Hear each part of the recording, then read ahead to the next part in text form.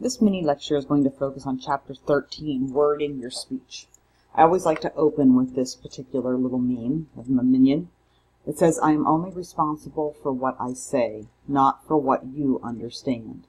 I saw this on Facebook and I thought of my teenage son, and I thought, well, of course, because I'm always talking with him and he never seems to understand, although I question if he's even listening half the time.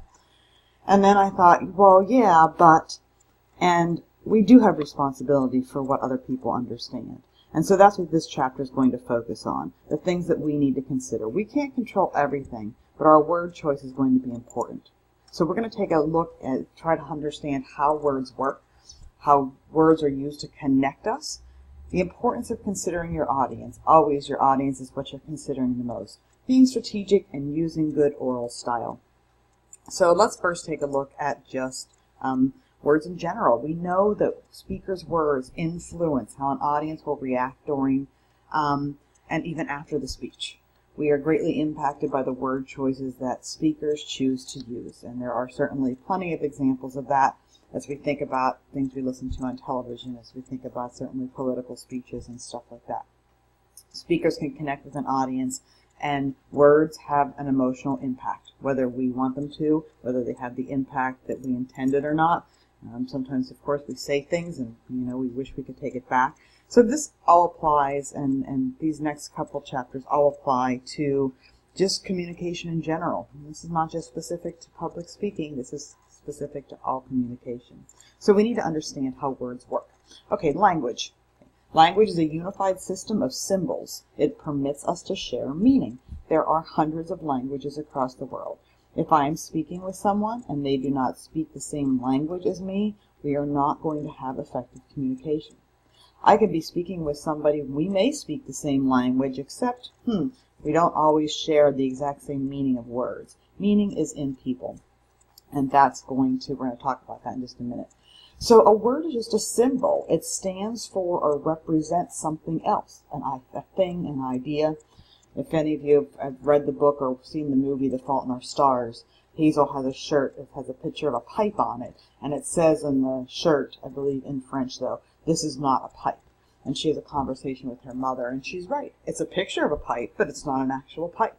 Words are symbols, and that's all they are. We know that words convey different meanings to different listeners, so a good speaker needs to understand the relationship that exists among words, thoughts, and human behavior.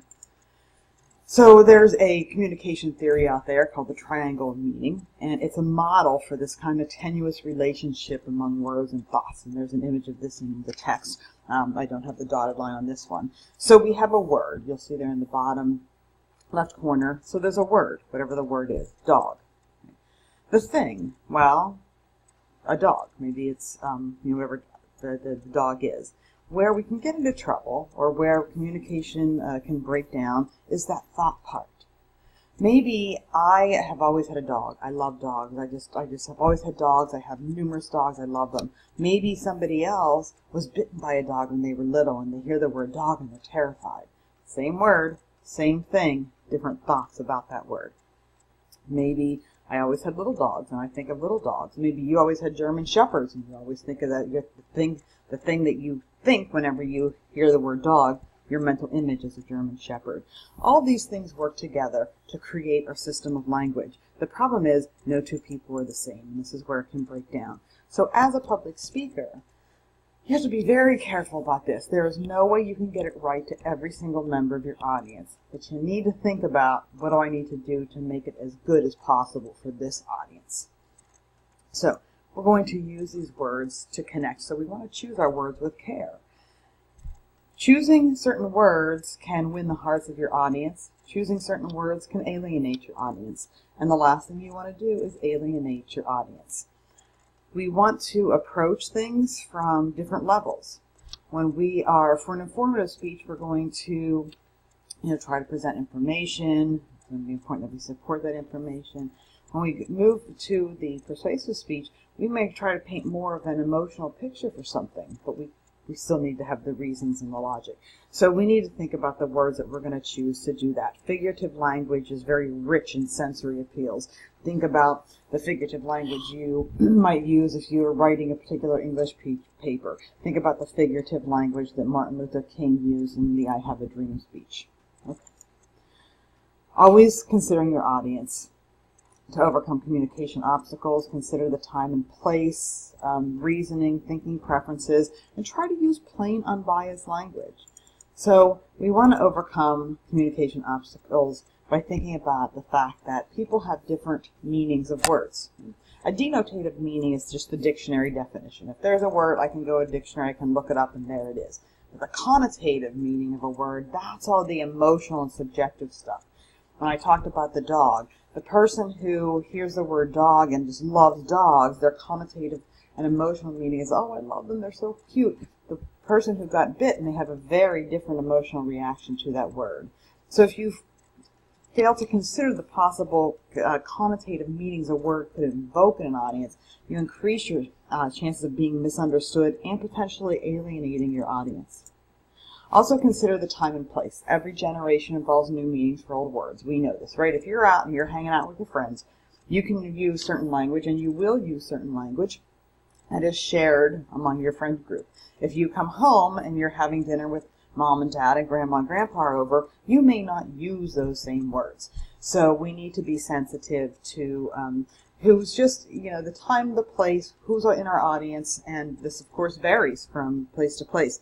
If I'm a person and I'm a speaker and I'm going to try to give information about different stuff, I'm going to choose different language when I'm speaking to people at the retirement home than I would if I was speaking to people at a mall somewhere. So I'm always going to consider my audience. We also want to use plain, unbiased language as much as possible. We need to be strategic in how we do this. Make simple linguistic choices. Avoid technical jargon, specialized language. If I have students who are doing speeches about something in the medical field, I say, listen, be sure that you explain the word. Don't assume your audience knows. If we use an acronym, I often have students, let's say they're going to use a source from the Center for Disease Control. Now, I could say CDC, and a lot of people might know what that means, but some might not. So it's going to be important that just something as simple, the Center for Disease Control, rather than using CDC. Try to avoid abstract language as much as possible, because we don't all have shared meanings for everything. So we want to be strategic whenever we communicate, when we're developing a speech. We want to keep it simple, keep it concrete. So what do I mean by keep it simple? Well, we know we want to keep the topic simple, right? But we also want to keep the words that we choose to use simple. Something that's not overly complex, something that's not overly abstract. Thinking about, it's always difficult to say, well, what word is appropriate and what word is inappropriate. And there's lots of conversation about that. Remember that anything that you do that would alienate your audience is going to cause you to be viewed as a less credible speaker. And so that's something that you always want to keep in mind. So if we can keep the language as simple as possible, that's best. Also, keep it concrete. Be specific. Use, don't use a lot of jargon. Do things that are not these global statements.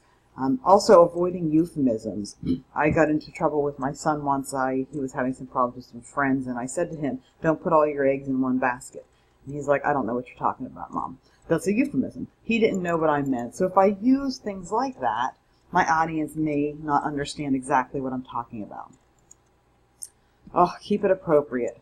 Phrasing your speech. Obscene remarks, sexist language, racist language, ageist language. We are all guilty of engaging in this.